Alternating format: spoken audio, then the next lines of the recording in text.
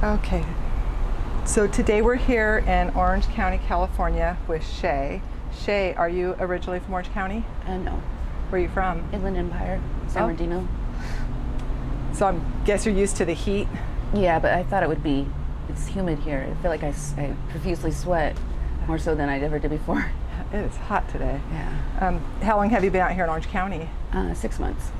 And what brings you out here? It was Earth Day, so I came out here free on the Metrolink, and to give my boyfriend some time. And I was supposed to run away to LA just to get away, and he said no, don't go to LA, and so I just stopped here, and we've been here ever since. He's from here.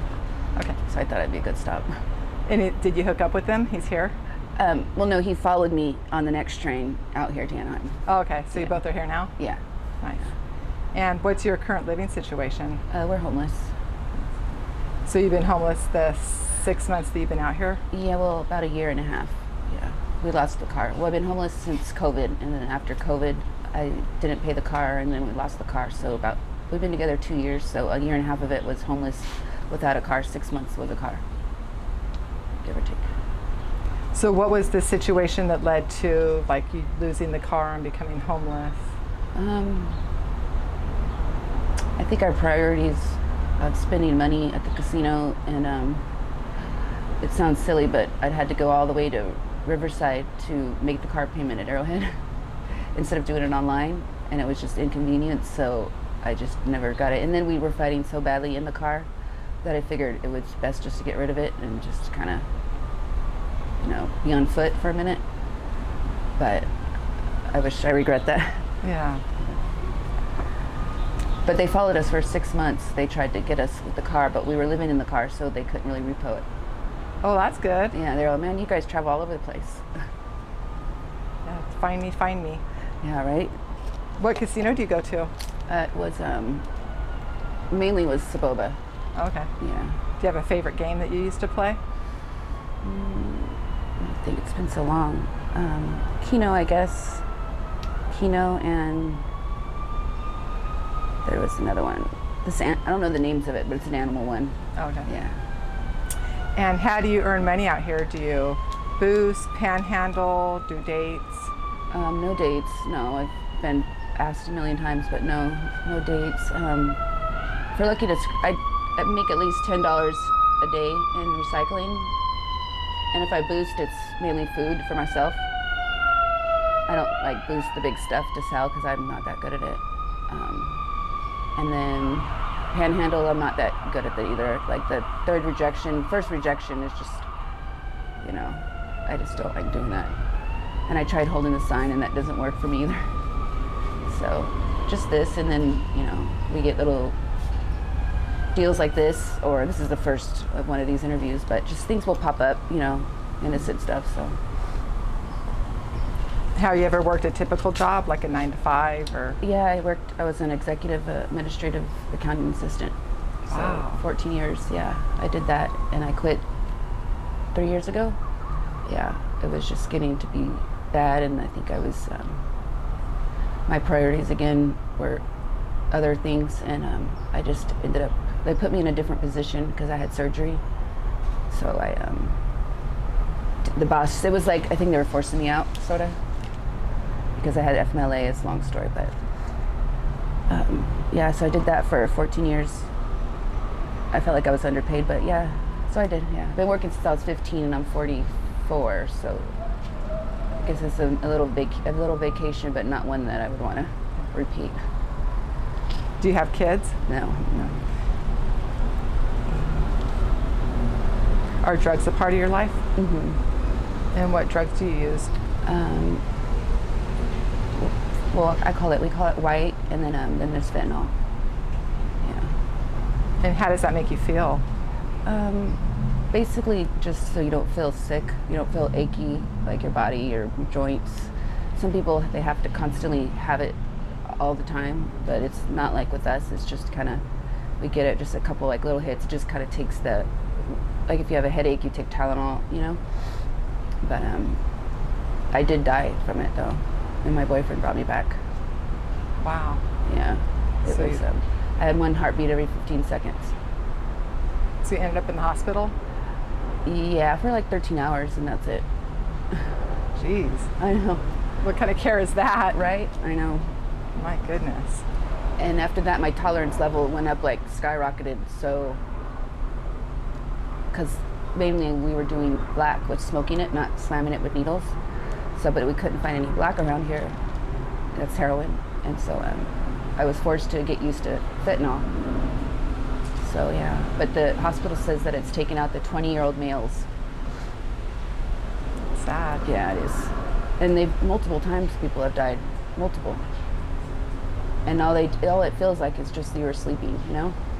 I just remember waking up in the ambulance and just like everything was just like fast forwarding, like, and then they're looking over me and like, do you realize that you had 2 heartbeats every 30 seconds? And the cops had told my boyfriend stop working on me. He was doing CPR for like a long time, but he didn't want to stop until the ambulance was like right there.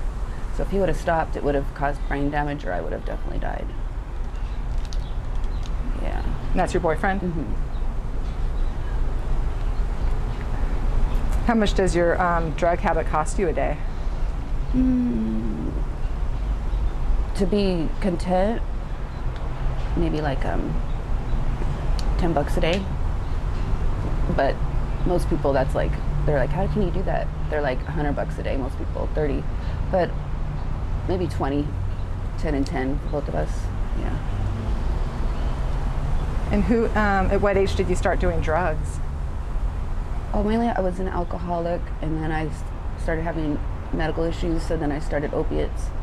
And then the opiates started getting hard to get, and so then I discovered white, and that kind of took away my cravings for alcohol and brought my it's that level of your depression, serotonin level up. So I started dipping in that once in a while, and that kind of helped my depression and gave me kind of a boost. And then I stumbled again on heroin. And then I was kind of stuck doing that because if I stopped, you felt like really achy and sick and everything for like at least a month, and then, so I've just been doing it ever since. Have you had any periods of sobriety? 9 years. Yeah, it was 2004 to 2013 or so. 2005 to 2006, something like that. Yeah. And are you currently like looking for resources to get into recovery or housing or? We talk about recovery, but we're too busy fighting. And I'm afraid if I go, he's not going to be there. I don't know. It's just, but yeah, there's talk about it, and I want to go. And then housing, there's talk about it, but it's, you would think we have all the time in the world, but on the street, it's like you're forced to, it takes like all day to use the restroom, to find spots to shower, and then the day just goes by, you know? So it's kind of like, it's not the average day where you can just sit back and relax. You're constantly like, I think my stuff has been stolen in the 6 months here. It's been stolen like 7 times, starting all over from scratch. And in 2 years in Moreno Valley, it's been stolen twice. So, yeah. So you lose your ID or everything? Mm-hmm. Wow. Yeah. So in addition to your stuff being stolen, I'm assuming it's very dangerous? Yeah, it is. It's not as bad as some would think, because they do look out for each other, but there are a lot of people are just talk, you know, but there is talk like this one guy this girl stabbed her ex-boyfriend because, you know, and that's just a normal thing, like it's a big thing to me, but to them that's just like normal. She's like, oh yeah, I stabbed him again. I'm like, again? Okay. Sounds like a great relationship. Yeah, right. But yeah, it can be dangerous. I try not to interact too many, you know, I don't like to have a lot of friends. They're not friends anyways, but it just causes more drama, and something goes up missing, then they think you did it, and it's just, yeah.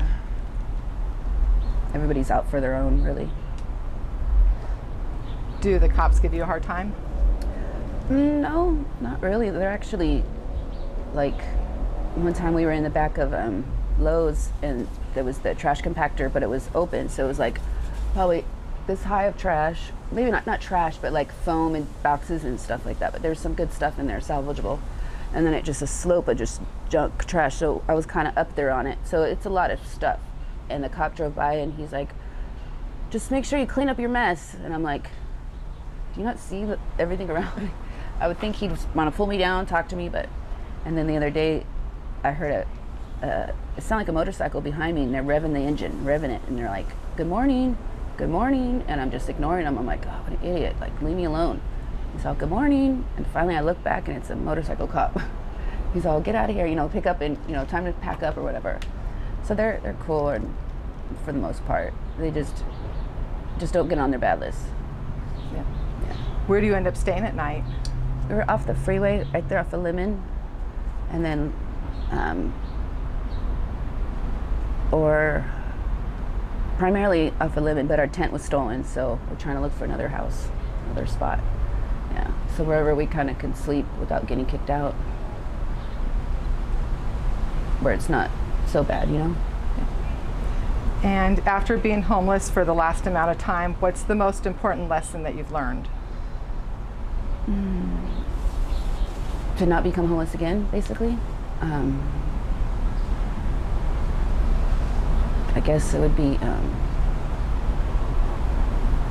to find to find happiness in a different channel other than drugs. Because it's just all day, you're just trying to find that next drug, the next high. And it's just like, it's draining, it's just like, you know? So to enjoy life without that. And lastly, do you by any chance have any social media information like Facebook or a Cash App in case anybody wants to get in touch with you or donate money to you? I have a Cash App. It's